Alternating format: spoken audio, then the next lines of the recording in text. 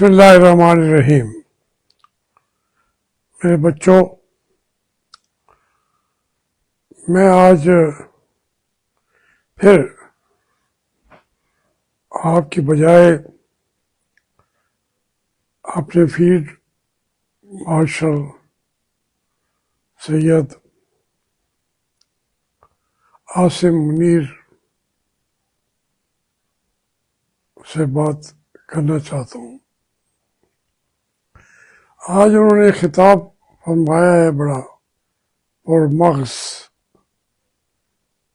خطاب، اور اس کی تشریح دوسری محفل میں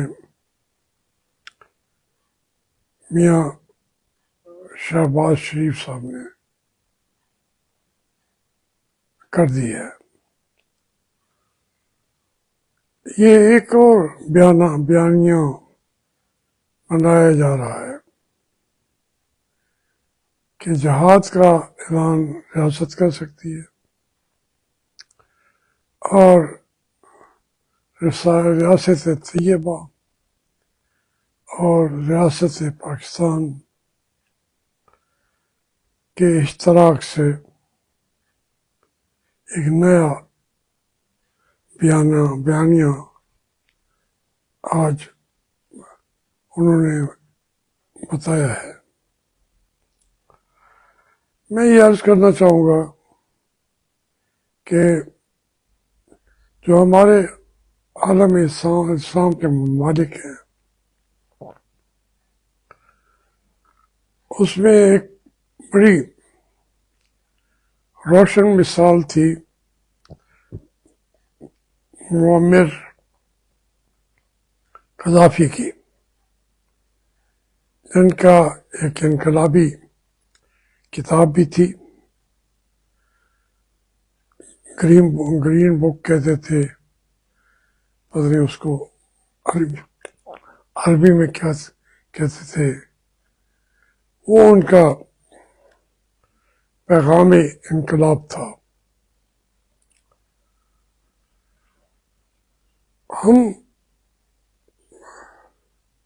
آپ کے احکامات کو مانیں گے، کیونکہ ہمارے یہاں میاں نواز شریف صاحب کو بھی خلیفۃ المسلم لیگ بننے کا بڑا خواہش تھی۔ اصل میں ہمارے یہاں لیڈر پہلے بنا دیے جاتے ہیں، پھر ان سے توقع کرتے ہیں ہم کہ وہ ہمیں راستہ بتائیں گے۔ جیسے کوئی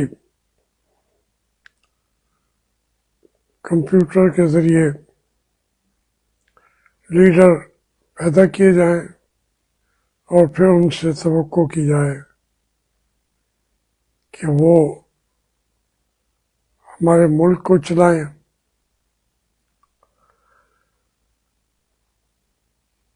ہمارے ہاں تو خیر ضیاء الحق صاحب جو ہے میرے ممدوح ضیاء الحق صاحب،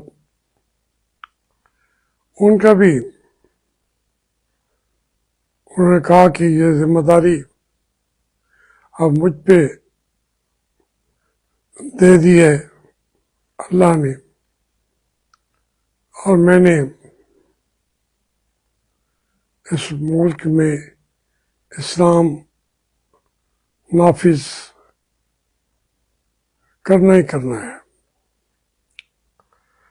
ان کے زمانے میں ایک لطیفہ تھا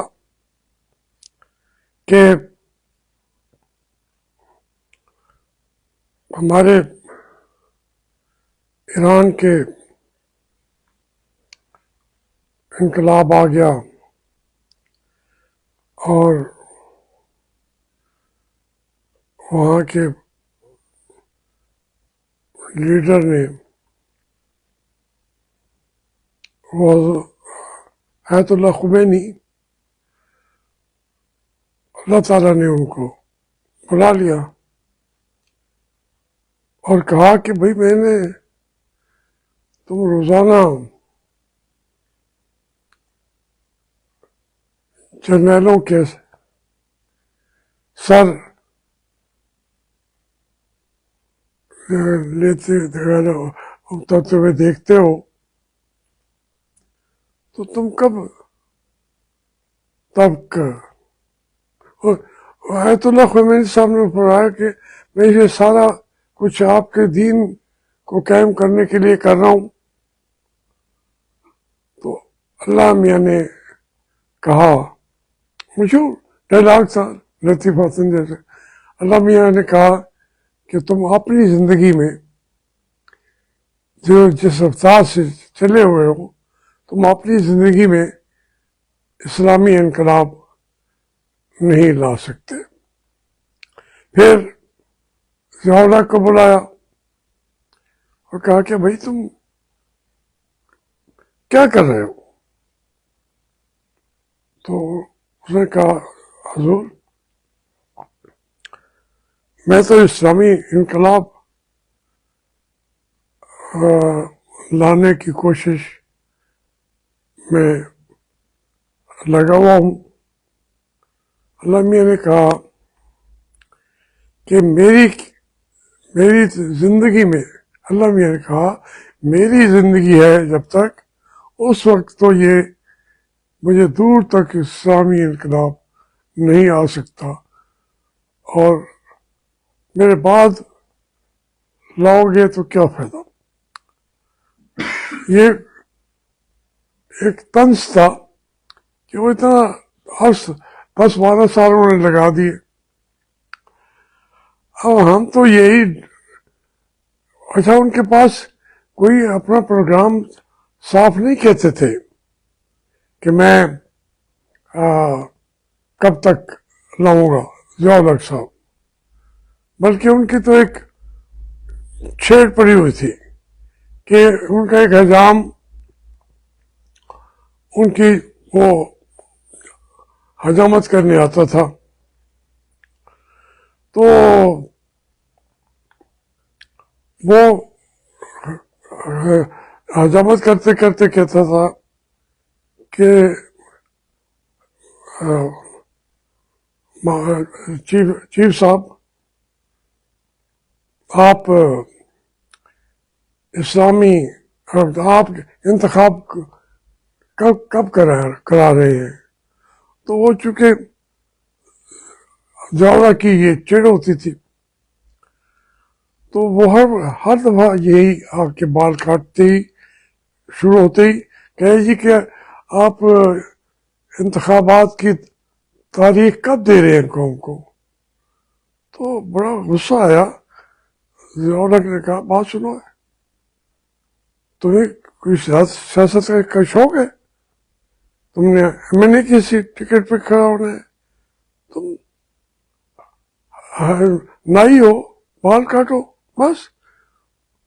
تو اس نے کہا، حضور مجھے تو کوئی نہیں پتا، نہ میری ضرورت ہے. جب میں کہتا ہوں کہ انتخابات کب کرا رہے ہیں تو آپ کے بال کھڑے ہو جاتے ہیں. تو ورنہ بال آپ کے پتلے ہیں، مجھے تلاش کرنے پڑتے ہیں. جو ہی میں کہتا ہوں کہ آپ انتخابات کب کرا رہے ہیں، آپ کے بال کھڑے ہو جاتے ہیں، اور میں آرام سے بال کٹ کے فارغ ہو جاتا ہوں. ہمارے حکمرانوں کے بارے میں بہت ساری باتیں ہیں. یہ کوئی نیا کام بظاہر لگتا نیا ہے. جن حالات میں ہم پھنسے ہوئے ہیں، فیلڈ مارشل صاحب، آپ کو اللہ تعالیٰ تا قیامت زندہ رکھے اور آپ ہمارے سروں پر آپ کا سایہ قائم رہے. لیکن جس طریقے سے آپ لوگوں نے ملک کی بیانی بنا رہے ہیں، ریاست طیبہ اور ریاست پاکستان ٹھیک ہے، ایک طیب ہونا، پاکیزہ ہونا حضور سے بھی ایک ہے، اور ہم تو مدینے کو بھی مدینہ طیبہ کہتے ہیں، عمران صاحب بھی کہتے تھے ریاست مدینہ. یہ حقائق کی دنیا میں آ جائیں آپ، خوابوں کی دنیا میں نہ رہے. آج ریکوٹیک میں وہ ہم نے ایک لحاظ سے ان کو دے دیا ہے، اور بھی جتنی اس کے اندر معدنیات ہیں وہ ہم نے امریکی فرموں کو دے دیے ہیں. آپ نے جو سارے بتا رہے ہیں، اگر نہیں دیے تو ہمیں بتا دیں، ہمیں خوشی ہوگی. لیکن یہ اس کے اوپر کہنا کہ باقی جو ہے یہ فتنہ ہے، اور ہم فتنے کے چلنے کے لیے جہاد کا حکم دے سکتے ہیں، اس کا کیا؟ آپ نے دیکھا 2 بجے آپ کے علم میں ہوگا، حکم بھی آپ کو ہی ہوگا. 2-3 بجے تک ٹھٹھرتی سردیوں کی رات اڈیالہ جیل کے باہر آپ کے لوگ کہتے رہے تھے کہ باقی تو ہیں 15-20 لوگ بچے ہوئے ہیں، تو کیا کر لیتے؟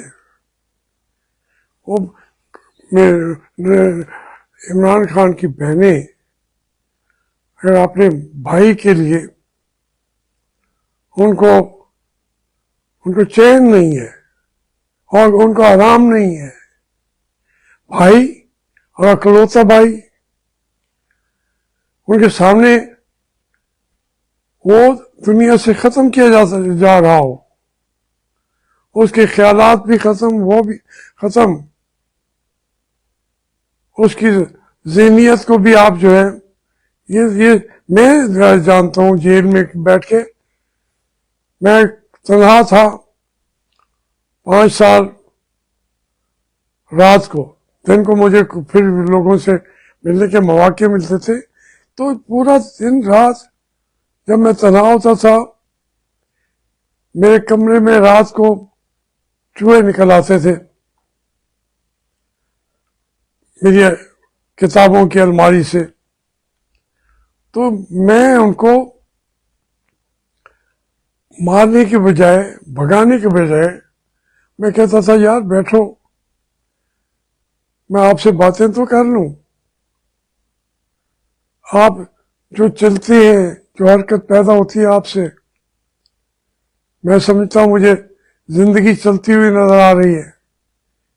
چیونٹیاں چل رہی ہیں تو وہ بھی ایک حرکت کو دیکھ کے زندہ رہنے کا احساس ہو جاتا تھا.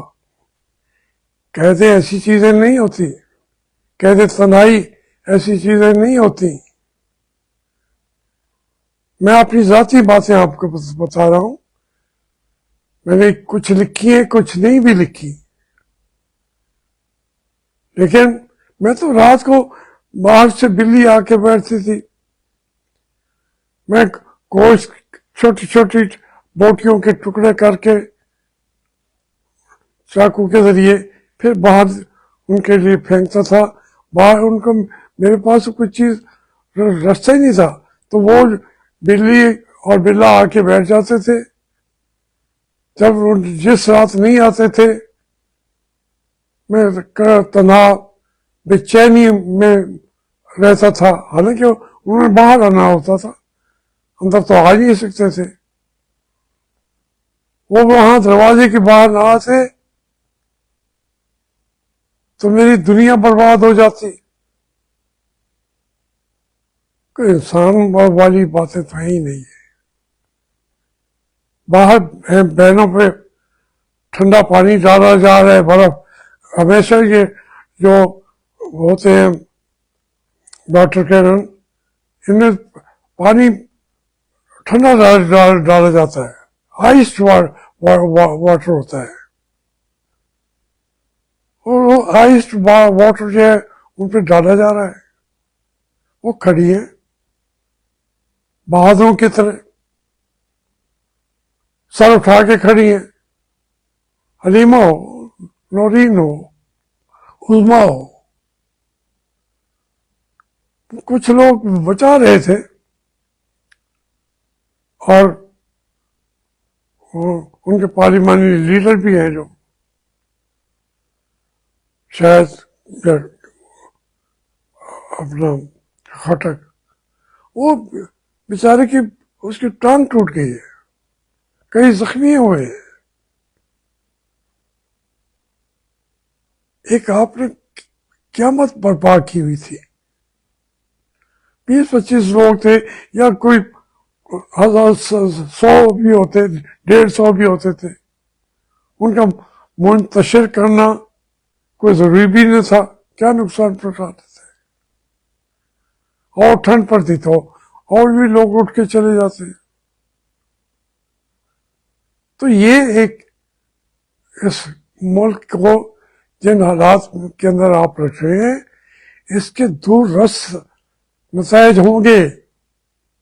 میں اپنے تجزیہ نگاروں کی جیو پہ دوسری جگہ پہ سن رہا تھا، یقین مانیے وہ بکائیاں آتی ہیں ان تجزیہ نگاروں کی باتیں سن کے.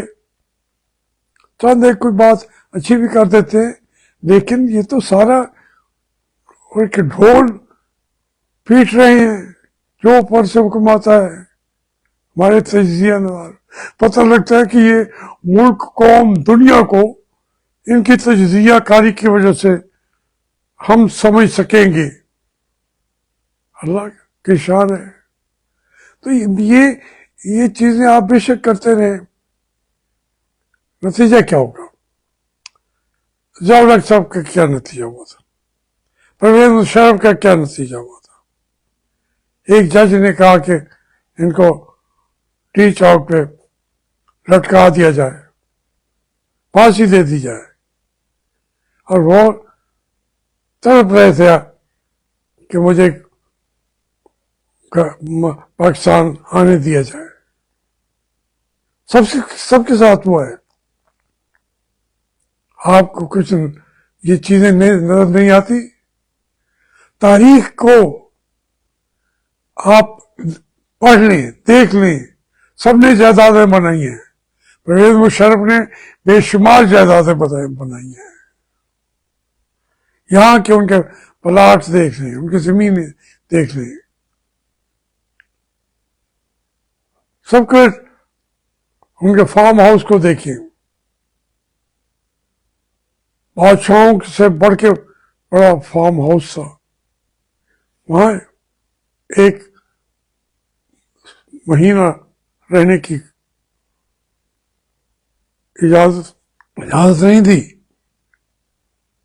اس سے بہت سے دنیا کے اندر ہوتا آیا ہے. یہ چند دن ہے اقتدار کے، طاقت کے. اس کے اندر آپ سب کچھ بھول جائیں گے، پکڑنا چاہیں. اب جو وہاں یہ آپ کر رہے ہیں تو ہمیں تو جس وقت چاہیں گے آپ اٹھا کے، ہم تو چیونٹیاں ہیں آپ کے سامنے، چیٹ ہوئی چیونٹیاں. ہمیں تو پیروں کے نیچے مسل دیں آپ. لیکن یہ زمانہ، یہ دور ہمیشہ نہیں رہے گا. پاکستان کو جمہوریت کے رستے پہ آنے دو.